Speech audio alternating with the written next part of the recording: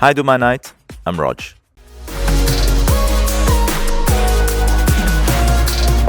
Rodge, it's so good to have you here. Thank you for having me. Now, quick question. What makes performing at Club Iris Dubai meaningful to you? Well, actually, the most important thing is this is my first ever, believe it or not, gig at Iris. So, Club Iris, here I come. It's my first night with you, and we're going to make it something really special. Very excited for your first night here.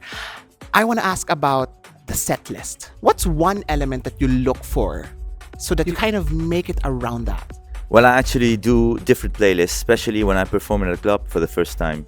So what I do is I do some sub-playlists and track lists. And I play a lot of songs in my sets, probably 200 songs in a set. I play fast mix. So what I do is observe the crowd and decide upon what I see how to infiltrate their heart, their mind, their soul, so they dance and smile all throughout the set. Beautiful. Heart, mind, and soul. Now, I want to look into the whole Dubai landscape. This is not your first time playing in Dubai. At Club Iris, how do you navigate through that crowd? This is all experience. You see the crowd, you detect them, you just look when you're backstage to see who's where and the type of the crowd and what you feel they want to listen to on that night. And then you take the stage and you start detecting that rhythm that gets the pulse in their heart. And once you do that, it's a flow. You own them and they own you. I love that. Now, you talk about flow, you talk about detecting. I want to talk about your remix of Opus. What inspired you to do that? This is one of my favorite tracks since a few years now. And I wanted to switch it to Afro House to add an a cappella called The Underground, which I used to play in my sets ever since Opus was released. And nowadays, in the past 2 years, so many use those for official releases, those parts of the a cappella. So I mixed both Afro House with a bit of progressive sound, just to, pulsate the sound and to kick off with a groove and everything, so that it doesn't start with no beat, with no kick, with no snare, with nothing. So it goes straight into a build-up that has the elements of a groovy track. Now, your discography, just for this year alone, massive.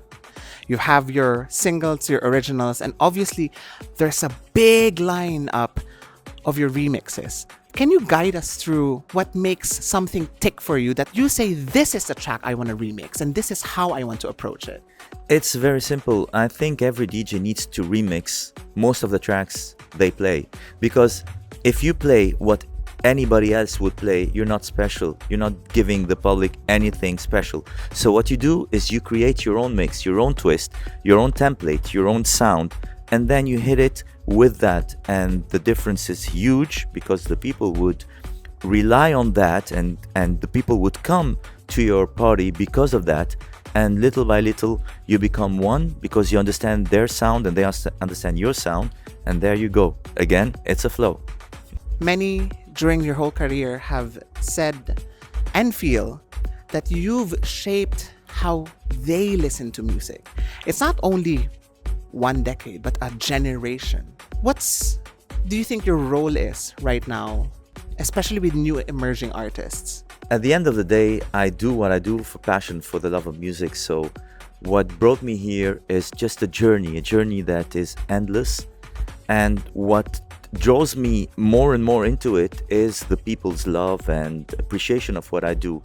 So this by itself goes very organically to every DJ and artist out there. It could be a model of how they can perceive music and this kind of career. It wasn't a career for me first. It was just following my passion, and it still is.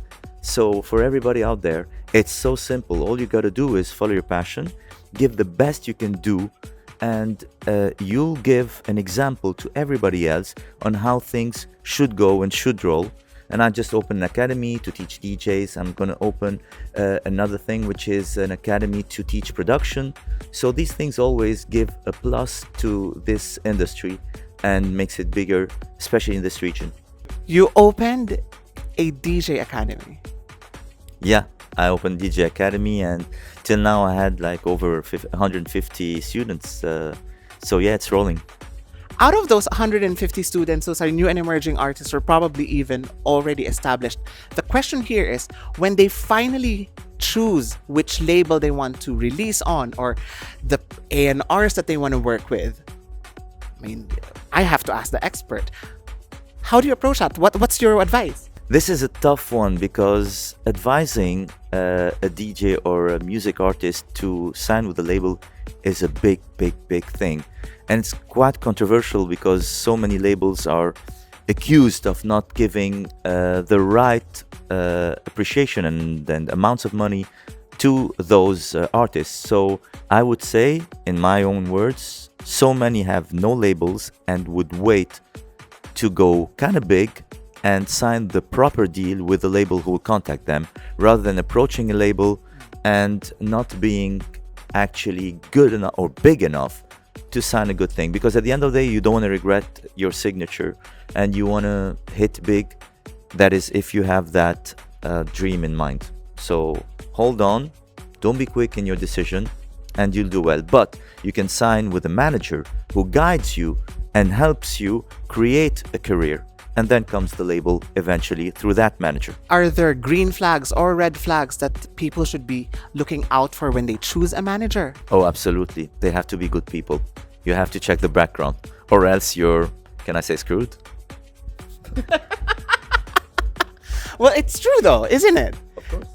Of course, it's their career. So if they sign a deal for like 5 years or 10 years and regret it, that's awful. So you got to be careful who you work with, not just as a manager, as clubs, as everything, because it's a tough industry. Not everybody is clean, not everybody is good. So you got to pick your people. And if you pick the wrong ones, that's fine. You get over it. Just you be good and you'll get there. And disregard whoever is doing any negative stuff. Just go ahead, do your thing. Let's look into collaborations. If you could collaborate with any DJ right now, can you name a top 3? Top 3, that's tough. That way I gotta choose between styles, because that's more like spiced up. In the mainstream open format style, I think David Guetta is a good friend of mine, and I think he would be an idol who created so many trends. Although some people would say he's very mainstream, well, that's fine. It's pop. Dance is also pop dance. So he introduced the dance music in the US with people like Black Eyed Peas and Rihanna when there was no dance music back in the US. You would listen to radio, you would hear R&B all the time. And he switched that to dance music. So that is one thing. In the Afro House style, I think there are so many nowadays. Like a lot of names. The cliche one would be Black Coffee, but he's amazing. He's quite something. So I would say those big names. It's again quite a cliche, but I mean I would target those kind of artists. And as a singer, I would love to work with Sia. You don't have to do a collab only with DJs. I played with Sia, I played with Bieber, I played with J-Lo, as well as the Arab singers, all of them, like Amr Diab, Raghib Aleme, etc. But I feel that also a nice collab is always between a DJ and a good writer-singer like Sia. Rodge, seriously, I mean, what can you not do? Let's go back to the roots. I want to talk about Mix FM. Whoa. Favorite moments? Favorite moments of Mix FM, always winning awards. Of course, the birth of Mix FM in the mid-90s, then winning the first big award here in Dubai in 2006. We won Best Station in the Middle East. It was quite a shock for me. We didn't expect that and we're so proud. And winning so many awards as Lebanon's #1 radio station. And the last one we won was 2 months ago by AA, done by AA. We were also voted #1 station, so it's always like something we're so proud of. And that also helps me as Rodge to create my own FM station, because I have now Rodge 104.7 in Lebanon. And because of my experience in radio for years and years, I created also an app which has 2 radio channels in it. So the radio station that you listen to in Lebanon on 104.7 is Rodge FM, and what you can also hear is my app. You just log on to it, you know everything about me, all my gigs, tour dates, and also what you can see, what you can hear is my sets throughout the whole day, an 80s channel and a dance channel. So, and it's for free. And it's absolutely free. Just download it. Is it available on all devices? All devices, and everything I do except when I play at gigs is for free. Rodge, an app, Mix FM, everything. Let's go all the way back to Dubai. Let's look into Dubai and the Middle East landscape.